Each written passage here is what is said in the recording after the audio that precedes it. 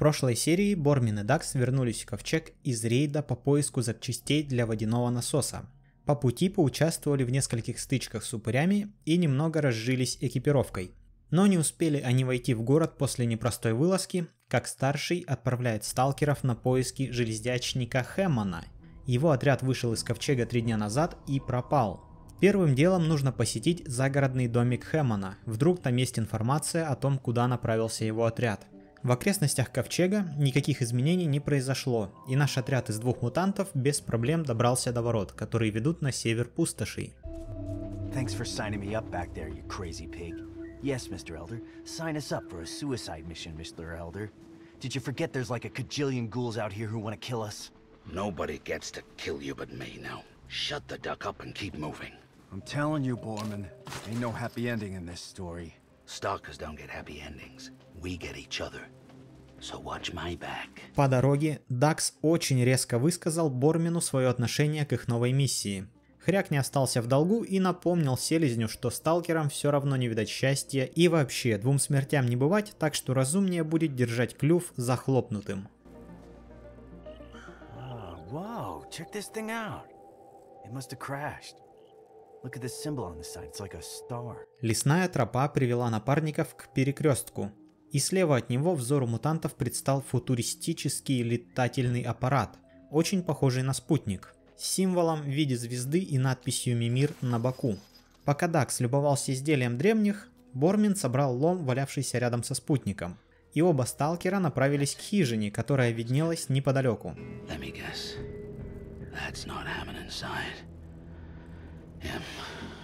Ghouls. We takes everything, but there are no secrets. Where are the secrets? The ones in the north will catch Hammond and squeeze the secrets from his head. Hammond will tell us what the junk is for. The junk is for us. All of it. Разумеется, хижина оказалась занята группой из 3 упырей, которые знают о Хэммоне, и при этом действуют в сговоре с еще как минимум одним отрядом, который ведет охоту на железнячника на севере. Напарники решают затаиться на заднем дворе хижины. Самый хилый из упырей решает прогуляться в сторону отряда, и это оказывается последним для него решением.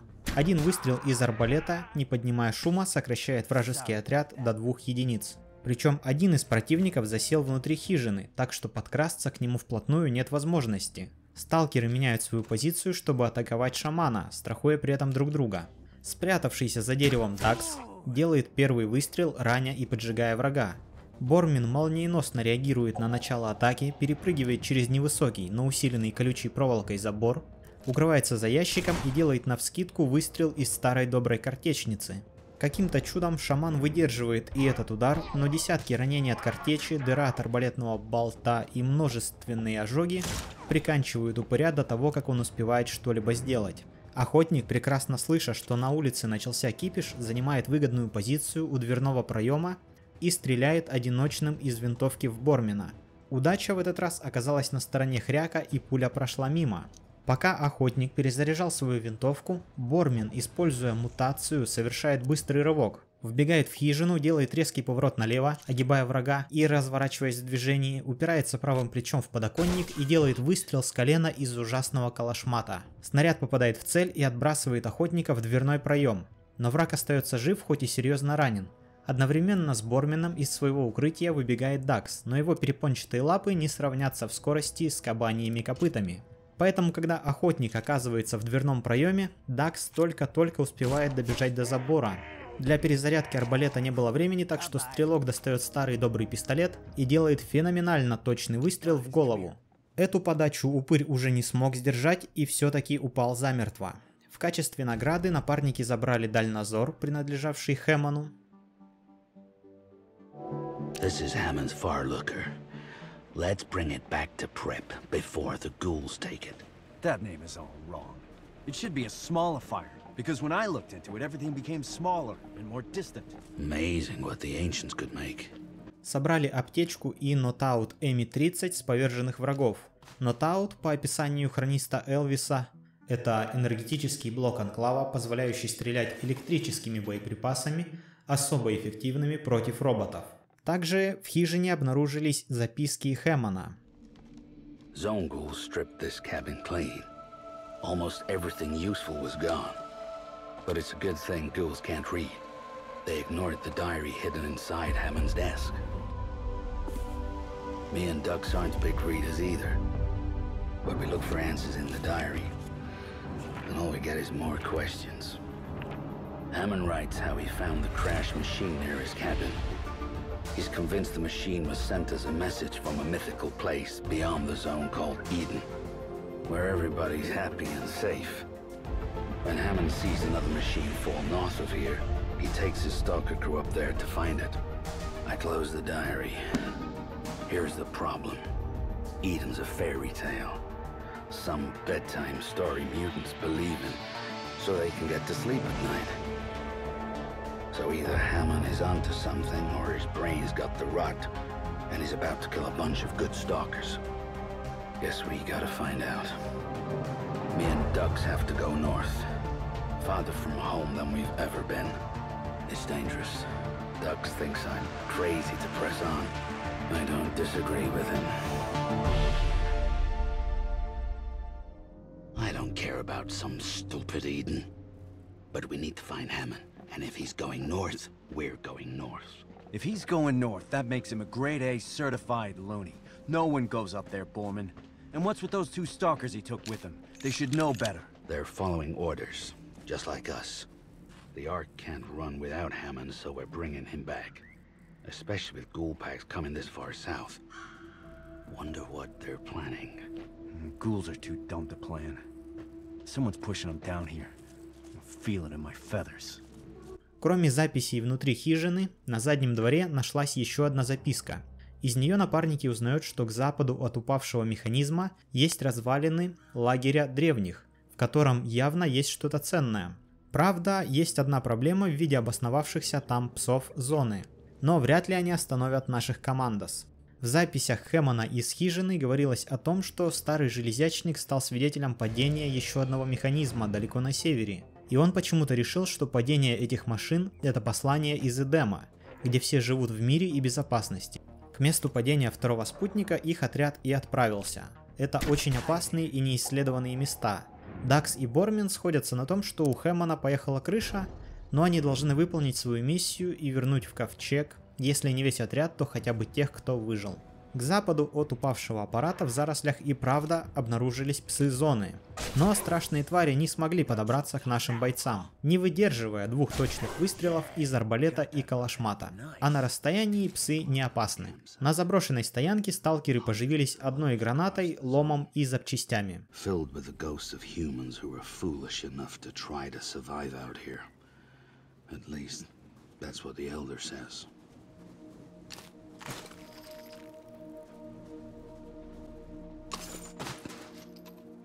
После чего продолжили путь в неизведанные северные земли.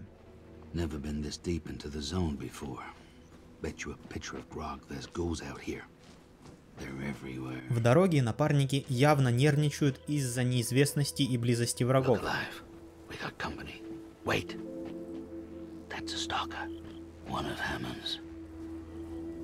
Но неожиданная встреча разряжает обстановку. Stay right there. Who are you? You're Selma, right? You're a mutant like us, on Hammond's team. Do I owe you money? No. Did I kill your brother? No. And Selma I am. Who are you? I'm Dux, and he's Borman. Hello? Like the only walking duck and boar in the whole Ark? Come on. That's funny. I think you've mistaken me for someone who gives a duck. I've got to catch up to Hammond before it's too late. You're part of Hammond's crew.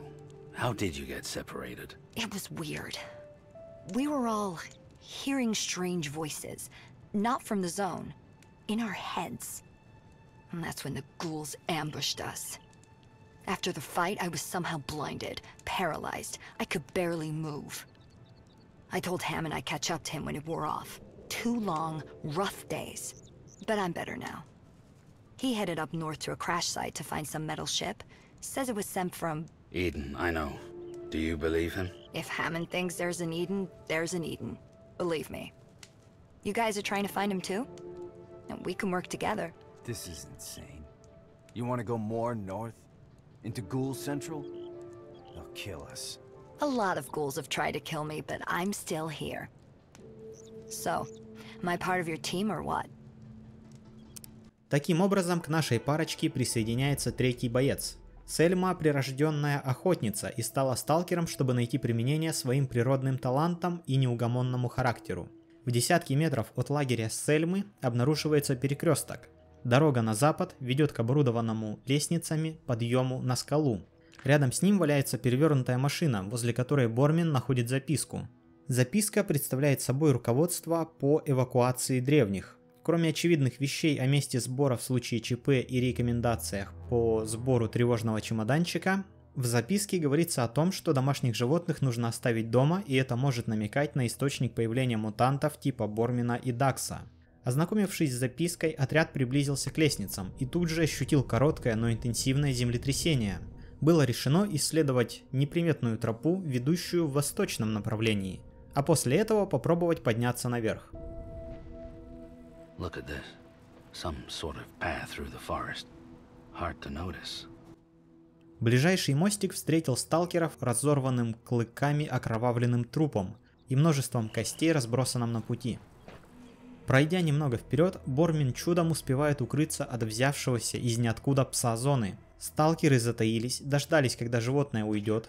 Бормин и Сельма заняли позиции, укрывшись за трухлявым заборчиком. Дакс по традиции отправился на разведку под прикрытием напарников. Wow. We're gonna have one hell of a flea market with this junk. Look at these weird machines. Where do you think they come from? Местность оказалась очень похожа на одну из встреченных ранее хижин, и здесь тоже оказалась сломанная детская горка. Дакс занял высоту и приготовился прикрывать перемещение напарников, попутно наблюдая за движением пары псов. Сельма и Бормин заняли позиции, укрывшись за деревом и бревном, организовав таким образом засаду. Дождались, когда пес подойдет достаточно близко.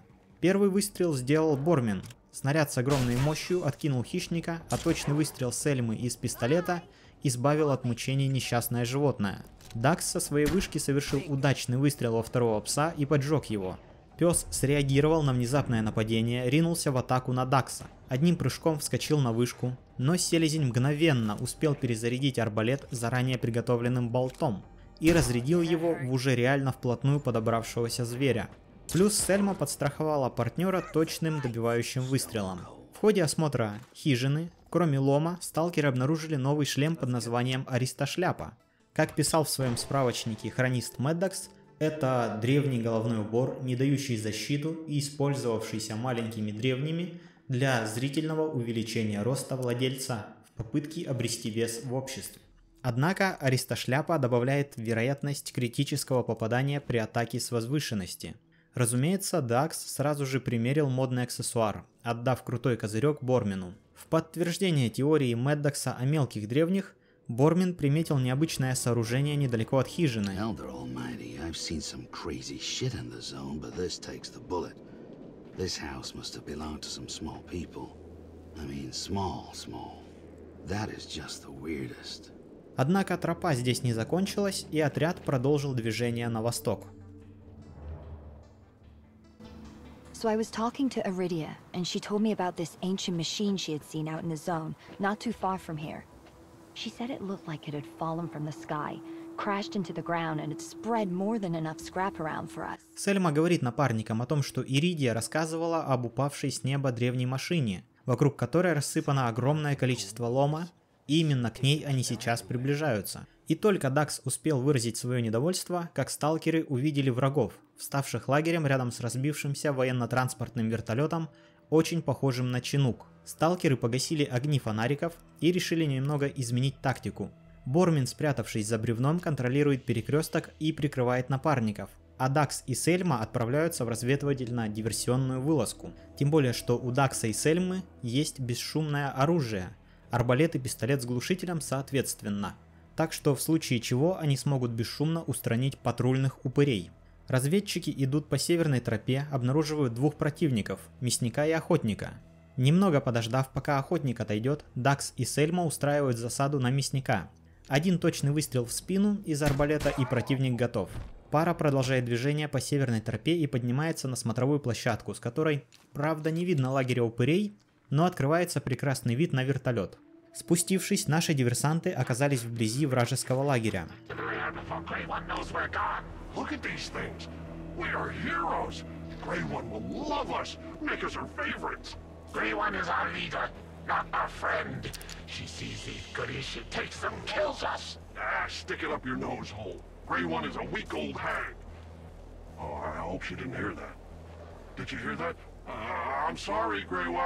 Из разговора можно понять, что это группа упырей, подчиняющихся некой Серой.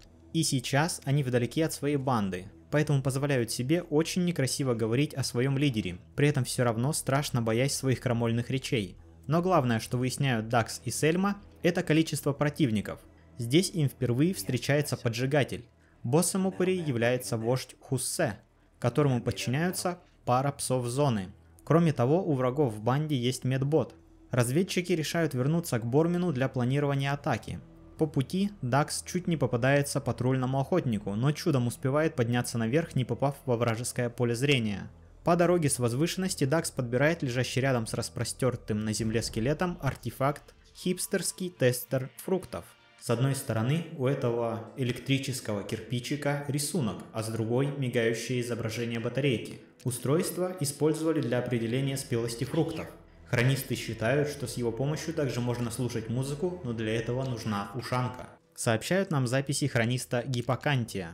Маршрут патрулирования проходит в непосредственной близости от скелета хипстера, так что Сельма и Дакс прячутся за деревьями, ждут охотника. Ловят момент и с двойным бесшумным выстрелом отправляют упыря к древним. Сельма берет инициативу в свои руки и, как прирожденная охотница, скрытно проникает в искореженный вертолет. Рядом с кабиной сталкеры находят записку. Это секретный военный протокол Мимир с допуском уровня Альфа. По сути, это инструкция на случай паралича государственной власти, или при внешней или внутренней агрессии. В первом случае обладатели каких-то ключей должны отправиться в пункт Тета, во втором в пункт Нова. При каждом обладателе ключей должно быть не менее 5 комбатантов. Внутри вертолета напарники находят шлем исследователя. По описанию хрониста Меддокса, прочный шлем использовался древними первопроходцами во время исследования неведомого, а крепкая конструкция надежно защищает владельца от критических попаданий. Never seen a corpse dressed like this before. Think he piloted this machine? Осмотрев хорошо сохранившийся труп пилота и собрав лом, напарники отправляются к Бормину. Хряк, пока сидел в засаде, обнаружил еще одного одиночного мясника. Сельма и Дакс сходу организовывают засаду и обезвреживают противника одним точным выстрелом. Возвращаются на перекресток, решают распределить снаряжение. Бормин надевает шлем исследователя, готовясь получить много попаданий. А Сельме достается тактический козырек. Отряд начинает подготовку к штурму. Бормин занимает позицию за деревом как можно ближе к основной массе врагов. Дакс укрывается за бревном немного в тылу. А Сельма прячется за елью между медботом и остальными упырями. Бормин начинает атаку точным броском осколочной гранаты, попав сразу по 4 противникам. Дакс поддерживает напарника броском коктейля Молотова, который поджигает вождя и его 2 питомцев. Сельма точным выстрелом из укрытия обезвреживает самого хилого из врагов. Вражеский поджигатель отвечает точным попаданием коктейля по позиции Дакса. Вождь укрывается за поваленным деревом, а его питомцы разделяются. Один устремляется к Бормину, второй к Сельме. У медбота активируется программа первой помощи тяжело раненому союзнику. Сельма вторым точным выстрелом разряжает примитивную обойму и обезвреживает пса зоны. Бормин активирует мутацию «Беги, стреляй», совершает рывок в сторону медбота, прячется за камнем и точным выстрелом отбрасывает робота от пациента, сбивая ему программу. Дакс же отступает вглубь леса, прячется за деревом и точным попаданием убивает пса. В свою очередь вождь Хуссе стреляет из дробовика в Бормина, но промахивается. Поджигатель готовит к применению второй коктейль, а медбот делает вторую попытку помочь мародеру. К этому моменту горючая смесь, разлитая по воде и траве, потухла. Но Дакс все равно не решился приблизиться к врагам, перезарядил арбалет, однако выстрел по вождю ушел в молоко. Сельма же после перезарядки пистолета совершила, как всегда, точный выстрел, на этот раз по поджигателю. Бормин достал верную картечницу и снес уже еле держащегося на ногах поджигателя. Вождь меняет позицию, и в этот раз картечь легко цепляет Бормина, несмотря на укрытие. Медбот поднимает мародера, тот выбирает позицию, заходя во фланг Бормину, и наносит еще одно легкое ранение Хряку выстрелом из пистолета. Последний, удивившись такой подлости, подходит к чудом воскресшему мародеру и разряжает в упор второй ствол картечницы. Дакс перебегает за камень, не тратя время на перезарядку арбалета, достает верный пистолет и делает точный выстрел в вождя. Сельма занимает укрытие Бормина и поддерживает Дакса в пистолетном обстреле вождя. Тот решает обезвредить изрядно подгоревшего Дакса, приближается, но промахивается. Медбот переходит к попытке поднять пса зоны. Сельма, хорошенько прицелившись, добивает вождя Хуссе, Бормин, подойдя вплотную, разряжает картечницу в медбота, ну а Дакс добивает робота точным выстрелом из пистолета. Этот бой для отряда оказался самым тяжелым за все время. Бормин и Дакс чудом избежали серьезных ранений. С поверженных противников сталкеры собрали очень много запчастей и лома, плюс одну аптечку. Кроме того, в сундуке нашелся игольчатый пистолет Мимир. Как пишет хронист Амадей, это пистолет ближнего боя, стреляющий металлическими или стеклянными иглами вблизи, причиняющими сильную боль. Использовался при попытке переворота Мимира-32, что бы это ни значило. Кроме пистолета, в ящике на берегу реки был найден второй жилет сталкера. Больше ничего полезного сталкеры не нашли, поэтому вернулись к скале с лестницами. Перед подъемом было решено распределить найденную экипировку. Дакс получил броник, Сельма пистолет. Бормин залечил ранения, использовав аптечку. И пришло время получить новые мутации. У Хряка открылось умение Кабаний Гон. С ним Бормин чувствует в себе непомерную первобытную силу и ломится на врага, не замечая препятствий, даже сквозь стены. Задетые враги отправляются в нокаут на небольшое время.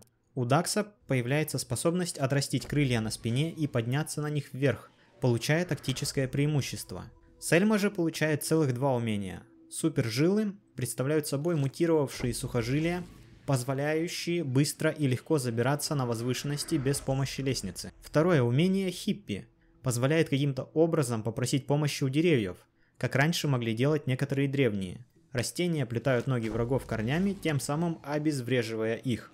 Таким образом, очень серьезно подготовившись, трио поднимается наверх. Выясняется, что наверху находится шоссе, заполненное ржавеющими машинами.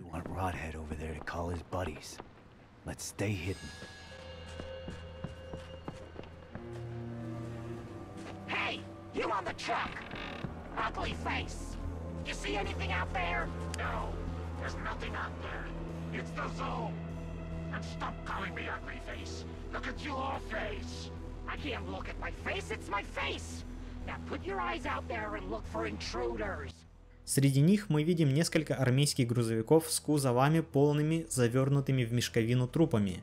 Атмосферности добавляют и развешенные по столбам трупы. Дорога на север перекрыта завалом, а на юге путь преграждает очередная банда упырей. По уже проверенной схеме Бормин укрывается по фронту и контролирует основную группу противников. Дакс и Сельма отправляются на разведку, обнаруживают патрульного мясника и устраивают на него засаду. Два выстрела по уже отработанной схеме, и противник падает, не поднимая лишнего шума. Дакс укрывается за деревом, наблюдая за дозорным охотником на контейнере. Сельма пробирается вглубь лагеря упырей, обнаруживает медбота в режиме ожидания. В оказавшемся без присмотра ящике находит доспехи гладиатора.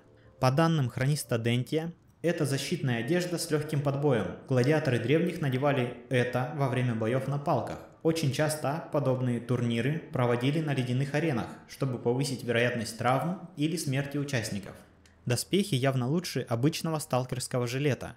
Плюс носитель становится неуязвим для критических попаданий. Бормин будет рад обновке. Сельма прокрадывается вплотную к контейнеру наблюдательной вышки, обнаруживает еще одного охотника. Итого нашему отряду противостоит банда из одного шамана, который может призвать еще 3 подельников, и 2 очень опасных охотников при поддержке медбота. Сталкеры принимают решение первым делом сосредоточить огонь на шамане, занимают позиции. Атаку начинает Бормин, использует мутацию, перебегает в укрытие поближе к шаману и делает точный отбрасывающий противника выстрел из калашмата.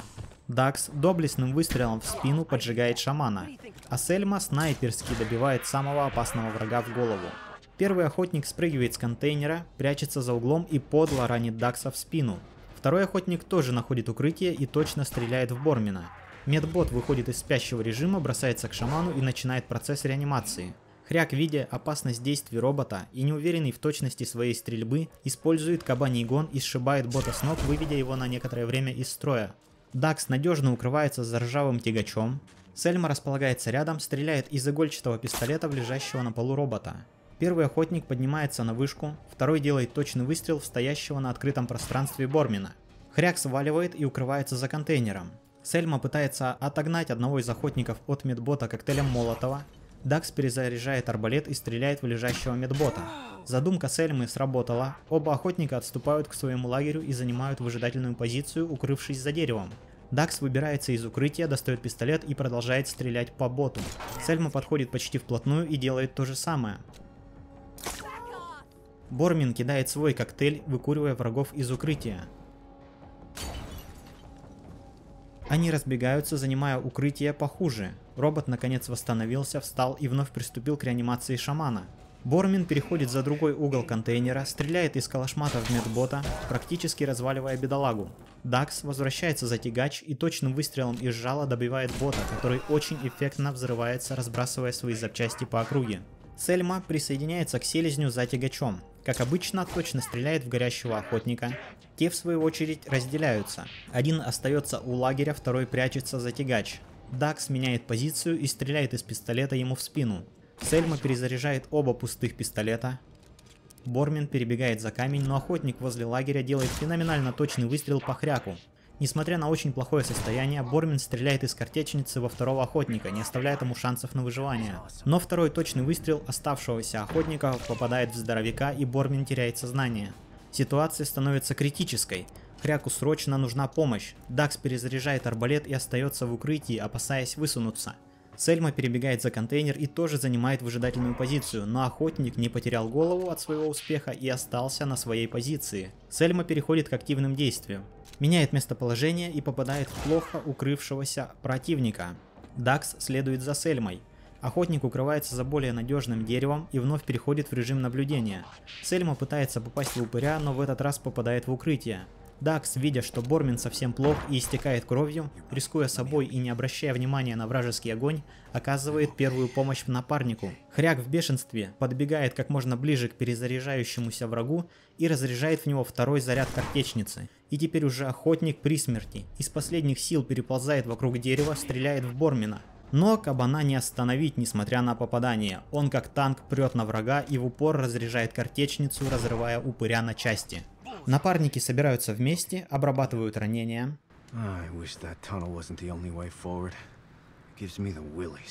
Дакс далеко не в восторге от перспективы прогулки через заброшенный туннель, усеянный людскими трупами.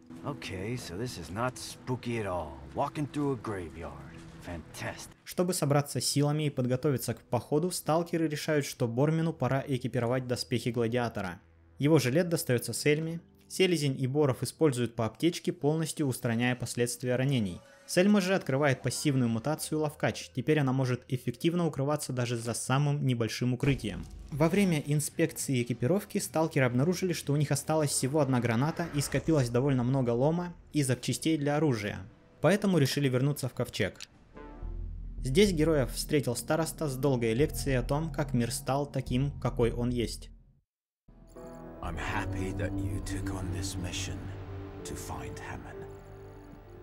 As you go deeper into the zone, questions will arise in your heads. You'll ask yourselves how this world became a wasteland. I'll tell you. A long time ago, a strange disease sprang up in a city not too far from here. A vicious disease. The eyes of the victims would go red. They would bleed from their ears. Hence its infamous nom de plume, the Red Plague. Within 40 years, the plague destroyed most of the human race. A quick rake of death, scraping across the face of the planet. It was nature's revenge. Revenge against the greed, the arrogance, the egos of humans who thought they were gods. We call these fools the Ancients. We don't worship the Ancients like the madman in the zone do. Because our salvation doesn't depend on false gods who live in the heavens. It doesn't depend on a mirage of paradise beyond the zone. Our salvation depends on us. Us means humans and mutants together. And as two of our resident mutants, I bet you wonder who you are, where you come from. I wonder too. We all do. When I found you in the zone, you were shivering, naked, memories completely wiped. We took you in, taught you, and now you serve us as our hunters, our trackers, our warriors. We are indebted to you, stalkers. Never turn on each other. Hear me? Очень интересная история, следующую серию начнем с ее краткого пересказа. А сейчас сталкеры отправляются в ремблок Дельты. Heard you met some of them ghouls in the weird outfits out there. They call them shamans or something. Their screams alert nearby ghouls and sends them running straight for you. Next time you see a shaman, shut him up before all hell breaks loose. Да, наш отряд уже уяснил опасность шаманов. Дельта устанавливает на древний пистолет Сельмы Нотаут, делая его наиболее эффективным против роботов, и на полную катушку улучшает калашмат Бормина, превращая его в мини-артиллерийскую установку. Затем троица отправляется к Приппу в бар. В обмен на один из артефактов бармен рассказывает, как варит свой огнеопасный грог. Используя эти знания, сталкеры смогут повысить эффективность коктейлей Молотова. Ну и перед возвращением в зону приключенцы забегают в магазин Иридии. The Molotov cocktail. Simple and effective. Light it, throw it, watch the world burn. Покупают по одной гранате и коктейлю, пару аптечек и отправляются исследовать жуткий тоннель.